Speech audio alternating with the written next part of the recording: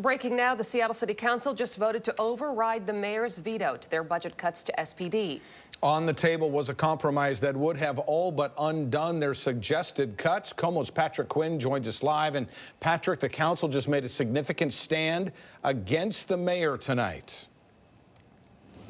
Eric, that's right. It has been a dramatic 24 hours, and it wrapped up literally about 2 minutes ago. The council just voted to override the mayor's veto, and this was a significant stand, like you said, for in just about a week's time. They will be considering the 2021 budget, which brings us all back into play. But the big thing that this vote does is it keeps their disbanding of the navigation team in place. It also keeps in place their suggested cuts of roughly 100 officers, as well as trimming the salaries of commanding staff.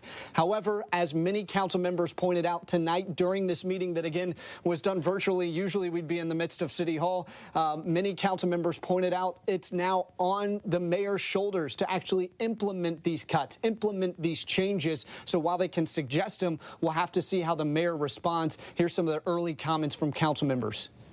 In my mind, the choice is clear. We owe our Black, Brown, and Indigenous community members about 400 years worth of investments. I believe we can and should lean into the common ground that we share today. And those were two of the council members. You heard Morales and Alex Pedersen. And so there was a lot of talk about standing their ground. There was also a lot of talk of continuing to work with the mayor. We heard public comment before this council meeting started, and there were roughly 100 people who voiced their opinion on how the council should vote. I would say the far majority, maybe 90%, were imploring the council to override the mayor's veto, what the council has just done. Again, now it's on the mayor. We'll see if she implements these changes. We'll also see how this vote impacts her 2021 budget, which again she will drop and reveal in about 7 days. Guys, back to you. Huge news, Patrick. Thank you very much. Homeless camps in Seattle are exploding in size and scope. They're in city parks, which were strictly enforced no camping zones pre-COVID. Long-standing camps along the highways show signs of permanency. Residents digging in because right now, unless camps are considered an extreme safety hazard, all of them can stay. To tell you the truth, it's a very good comfort that they haven't came about us and told us to move. V&J and others are camping in Denny Park, just outside the window of the director of parks for the city. Have you been offered any kind of shelter by anybody? No, it was just promises and dreams, hopes and dreams. The city is allowing camps to stay based on this recommendation issued in April by the Centers for Disease Control. If individual housing options are not available, allow people who are living unsheltered or in encampments to remain where they are.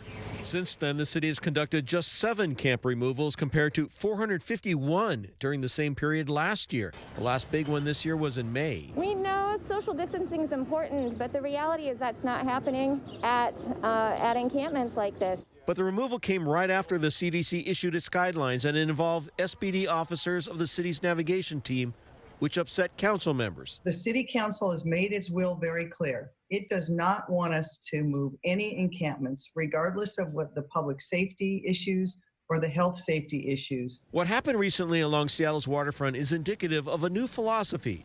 A camp on and below the pedestrian bridge leading to Coleman Dock was cleared because the bridge was declared structurally unsound. But navigation team members let the camp move just a half a block away, pitching their tents in the street along the curb instead of clearing the camp out altogether.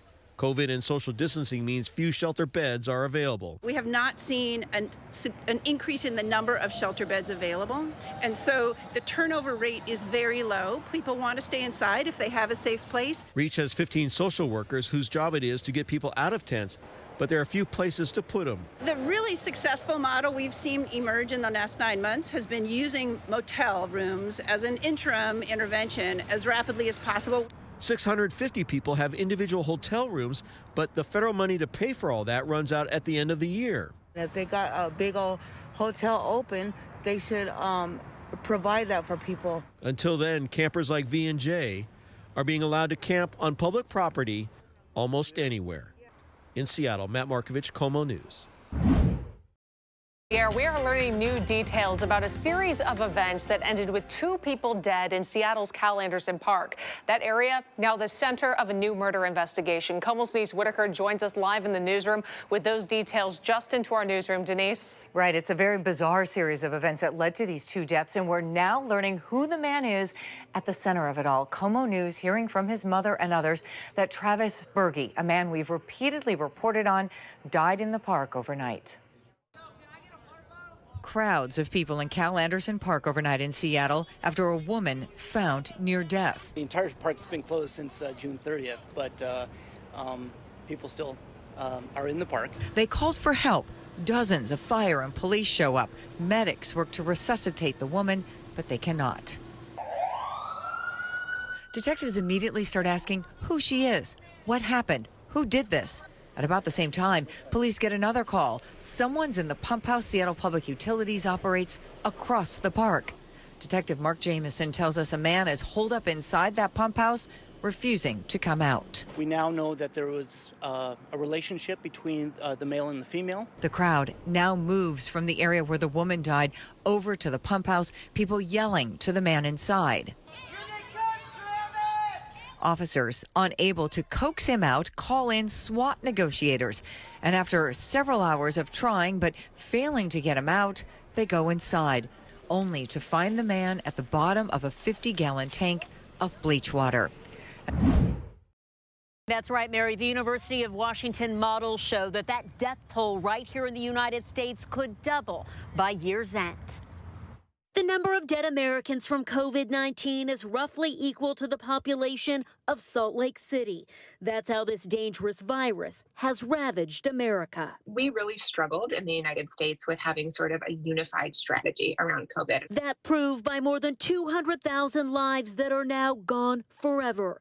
U.S. COVID-19 death tolls are equal to having the 9/11 attacks every day for 66 days. And consider this, COVID has killed more people in the U.S. than Americans killed in battle during the 5 most recent wars combined. It's unbelievable. What happens next with the pandemic largely depends on personal responsibility. This is the first time I've taken it off in public. The state of Washington is gearing up for what could be a treacherous winter. Time has allowed the state an opportunity to plan for possible increased testing come winter. The state has stockpiled a really significant volume of those materials, so we are prepared if there are shortages. They're also looking to bring some new testing technologies online as well. Personal protective equipment supply has also increased. The state has made enormous progress in developing that PPE backstop function. The stabilization of the global supply chain has helped, although there's still some challenges with N95 respirators. We've seen the significant majority of our orders placed now received in state warehouses. Time and the spread of the virus will tell if it will all be enough. State leaders hope what we've learned so far and the changes we've made will prepare us for the days ahead.